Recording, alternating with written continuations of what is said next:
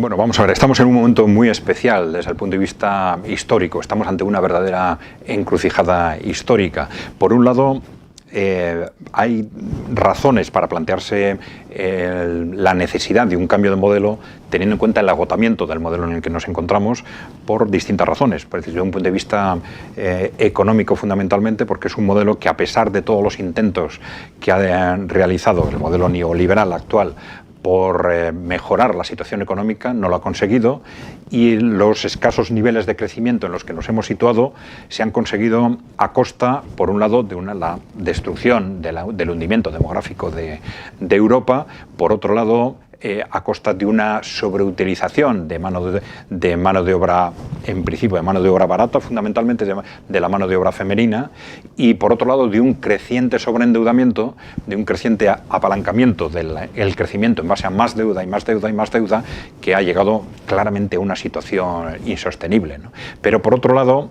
esto es mucho más claro si tenemos en cuenta que los grupos de interés que han venido liderando el neoliberalismo, que eran las multinacionales, las empresas multinacionales fundamentalmente, ellos mismos, a través del Foro Económico Mundial, desde hace 2 años y a partir del estallido de la pandemia COVID-19, ellos mismos han reconocido repetidamente que el modelo neoliberal se ha agotado y que no da más de sí, y que hay que apostar necesariamente por un nuevo modelo. El que sean estas mismas entidades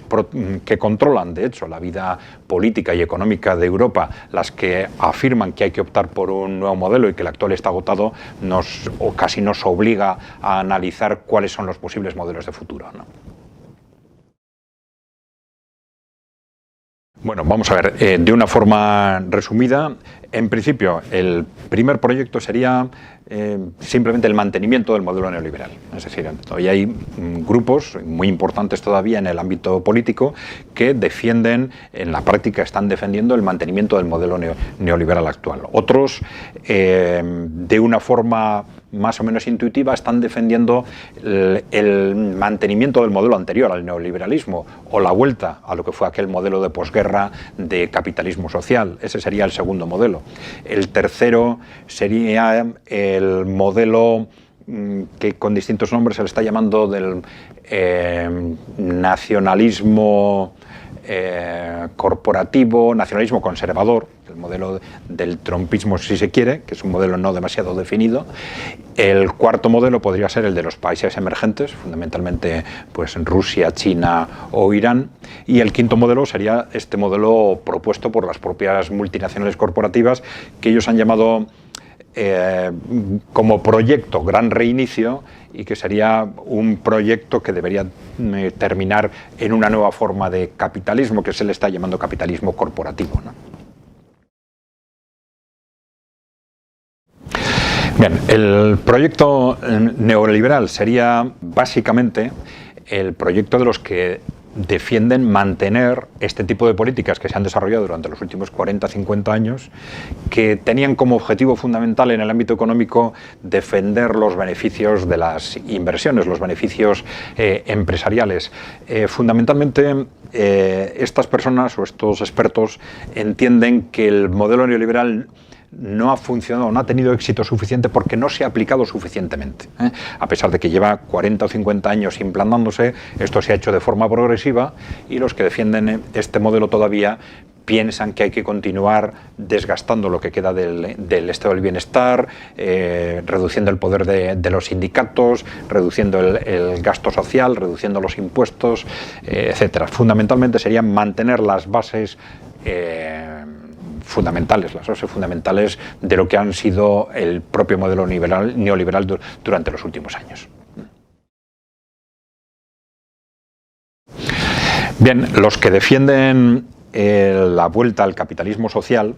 pues básicamente están planteando en un primer momento, bueno, vamos a ver si el neoliberalismo no ha funcionado a pesar de todas las medidas restrictivas que se han tomado durante estos 40-50 años, de los recortes de derechos sociales, del debilitamiento de sindicatos, de los recortes salariales. Si no ha tenido éxito, si el crecimiento ha sido moderado de apenas un 1,5%, parece que lo lógico sería plantearse volver al modelo anterior, un modelo de posguerra, de capitalismo social,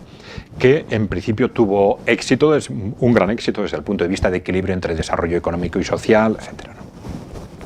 Bien, el problema es que hay un consenso muy importante entre los economistas en general, un consenso casi creciente de que efectivamente aquel modelo fue un modelo de gran éxito, pero que se apoyó sobre unas circunstancias estructurales excepcionales, ¿no? Si vemos el desarrollo histórico del capitalismo en los últimos 200 años, nos damos cuenta de que efectivamente en el capitalismo social de la posguerra se creció a un ritmo anual del 4%, que es un crecimiento altísimo. Después en el neoliberalismo se ha crecido alrededor del 1,5%, pero vemos que en los modelos anteriores, en las épocas anteriores a la Segunda Guerra Mundial, el crecimiento también ha sido entre el 1 o el 2%, con lo cual realmente la excepción no ha sido el neoliberalismo, sino que la excepción ha sido ese periodo de posguerra. Y podría haber sido porque se han aplicado políticas correctas, y si fuese así, evidentemente lo que habría que intentar recuperar aquel modelo, pero hay un consenso muy amplio de que hubo circunstancias estructurales excepcionales. ¿Cuáles son esas circunstancias? Pues una de ellas, las dos guerras mundiales, en las que, esto es un mecanismo muy conocido por los economistas, como consecuencia de la propia destrucción de sectores importantes del mercado, el conjunto del mercado se mantiene para las empresas que permanecen, que han sobrevivido a las guerras, y esto supone una posibilidad de que durante un periodo de 10 o de 20 años en este caso, pues se consigan beneficios muy importantes y haya tasas de inversión altísimas, ¿no? Esto es una forma de lo que se ha llamado a veces, y se está llamando todavía, destrucción creativa, ¿no? Y otra teoría relaciona el crecimiento de la posguerra con la segunda revolución industrial, que se inició a fines del siglo XIX con las nuevas fuentes energéticas el petróleo, el gas y luego la electricidad, y que fueron desarrollándose a lo largo del siglo XX, y muchos economistas están argumentando que muy posiblemente el desarrollo excepcional de esa época de posguerra se debe al aprovechamiento y a la expansión al conjunto de la economía de las capacidades de desarrollo de esas fuentes de energía. Claro, si efectivamente estamos hablando de un modelo que se apoyaba sobre esas bases estructurales excepcionales, aquello probablemente hizo muy fácil, a la vez que las empresas tuvieran grandes beneficios y que se desarrollara el estado del bienestar, pero claro, serían bases estructurales difícilmente repetibles cara al futuro, ¿no? Bueno, se le está llamando de distintas formas, pero bueno, nacionalismo conservador es una de las formas en las que se está llamando a los modelos impulsados por los movimientos populistas de derechas, fundamentalmente el trumpismo en el caso de Estados Unidos. No es un modelo socioeconómico que esté ya claramente definido, pero bueno, y también es muy distinto de lo que se está planteando en unos y otros países, pero si tomamos el trumpismo como referencia, también iríamos pensando en un modelo que cuestiona, dentro del neoliberalismo, cuestiona sobre todo la globalización, plantea la necesidad de defender los mercados nacionales frente a la globalización económica. También cuestiona algunos aspectos financieros importantes del neoliberalismo, como el papel de los bancos centrales o el papel de las monedas fiduciarias como el dólar o el euro, pero no cuestiona otros aspectos del neoliberalismo, ¿no? Todavía son modelos que se están construyendo,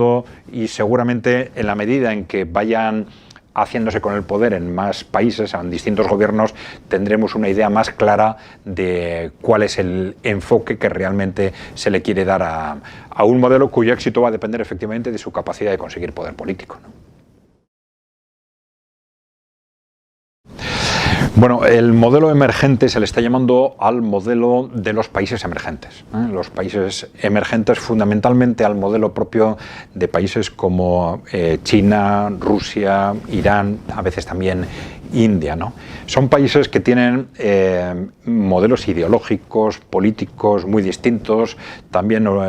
culturas muy distintas, incluso religiones distintas, pero que tienen algunos aspectos en común. La realidad es que estos países están cogiendo durante los últimos años un peso creciente económico, político, incluso militar en el mundo, que está llevando a la sustitución de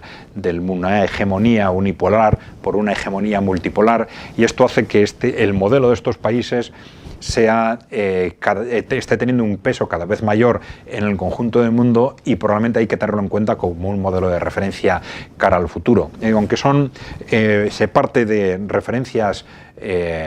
muy distintas, hay puntos en común en estos países que podemos sintetizar, por un lado, en un claro sometimiento de las grandes empresas a los gobiernos. Ellos dicen que mientras en Occidente los gobiernos están de hecho sometidos a las grandes corporaciones, en sus países las grandes empresas están sometidas a los intereses generales, dicen ellos, a través de los gobiernos. Y por otro lado, a pesar de que estos países como China o Rusia tienen precedentes de economías socialistas muy centralizadas, en la época de Mao o de la Unión Soviética, superaron esas situaciones, ahora tienen economías mixtas y esto es muy importante, sí han mantenido una cierta capacidad de analizar de forma objetiva qué sectores y qué empresas es mejor desde el punto de vista del interés general que se gestionen como empresas privadas y cuáles como empresas públicas, que eso es una capacidad que nosotros tuvimos de alguna forma en la posguerra y hemos perdido. Ahora se da por supuesto que todo hay que gestionarlo a través de empresas privadas, y son situaciones claramente excepcionales las que nos atrevemos a llevar al ámbito público. Ellos son bastante objetivos, bastante racionales a la hora de tomar esas decisiones, y ese puede ser un elemento muy importante cara al futuro. Con motivo del estallido de la pandemia COVID-19, apenas unos meses después, las grandes multinacionales, a través del Foro Económico Mundial, ponen en marcha el proyecto que han llamado el proyecto Gran Reinicio.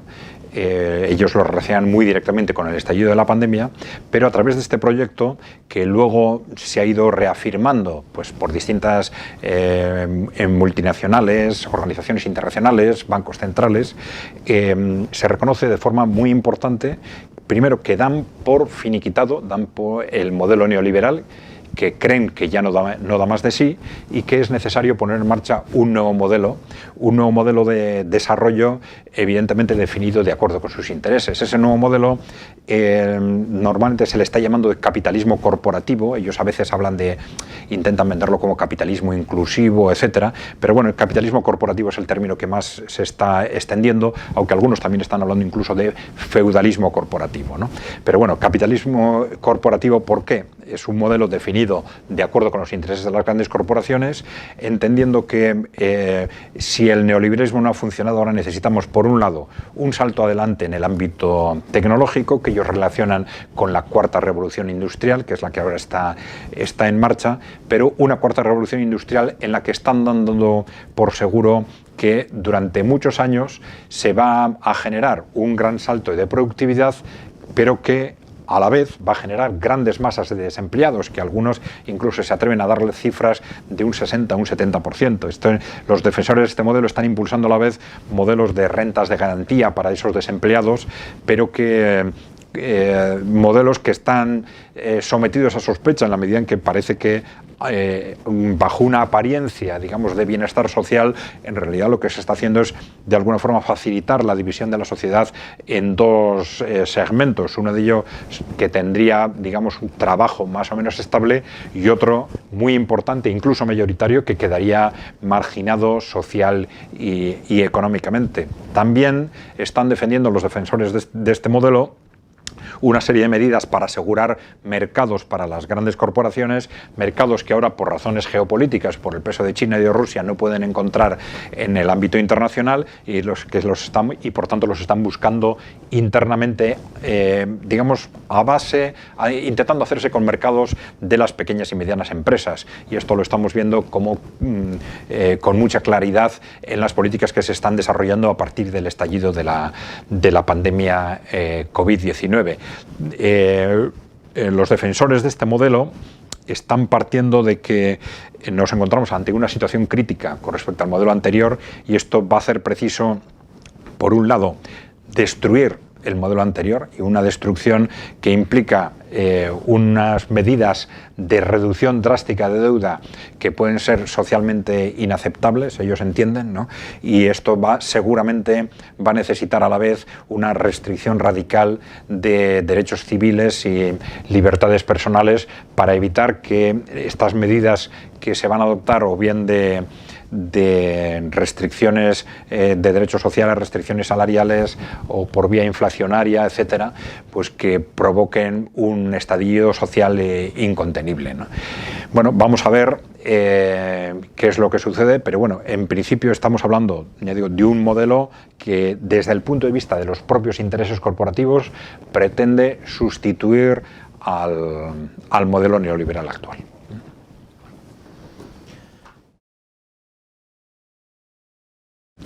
Bueno, a la hora de seleccionar esos 5 proyectos, en principio hemos pensado en proyectos que tengan un cierto apoyo social o político más o menos significativo, porque evidentemente hay muchísimos otros proyectos, muchísimas otras ideas posibles ideas de futuro. Pero dentro de esos 5 proyectos, si pensamos en cuál puede tener más o menos expectativas de éxito, tenemos que pensar en qué fuerzas políticas son las que los apoyan, porque al final son las fuerzas políticas y los gobiernos los que acaban llevando adelante unas u otros proyectos socioeconómicos, ¿no? Y en ese sentido, lógicamente tenemos que pensar en primer lugar como un modelo fundamental el proyecto de gran reinicio, lógicamente, ¿no? ¿Por qué? Pues porque son las propias entidades corporativas, las propias grandes corporaciones que han venido controlando Occidente, que lo controlan ahora, que han liderado el proyecto neoliberal, las que ahora nos dicen y claramente están apostando por este nuevo proyecto de capitalismo corporativo, con lo cual tenemos que atribuir en principio grandes posibilidades de éxito a este modelo de capitalismo corporativo, pues porque son las fuerzas que en este momento tienen mayor capacidad de influencia las que quieren sacarlo adelante, ¿no? Para identificar otros proyectos tendríamos que pensar primero dentro de Occidente si existen o no otras fuerzas sociales o políticas alternativas, y en este momento la verdad es que no existen. Es decir, las grandes opciones políticas que existían en Europa en la posguerra desaparecieron, y en este momento las grandes corporaciones controlan las opciones políticas y las grandes opciones culturales y económicas, con lo cual dentro de la propia Europa, dentro del propio Occidente, no hay o no se detectan fácilmente fuerzas políticas alternativas con capacidades de plantear modelos alternativos, por lo cual tendríamos que pensar en su caso como modelo alternativo en el modelo que están planteando los países emergentes, este modelo de fundamentalmente Rusia y China, y es muy posible que como consecuencia de esto sea la pugna entre el modelo de Rusia y China y el modelo de capitalismo corporativo lo que nos puede definir cuál va a ser finalmente el modelo de futuro. Eso sí, sin saber muy bien,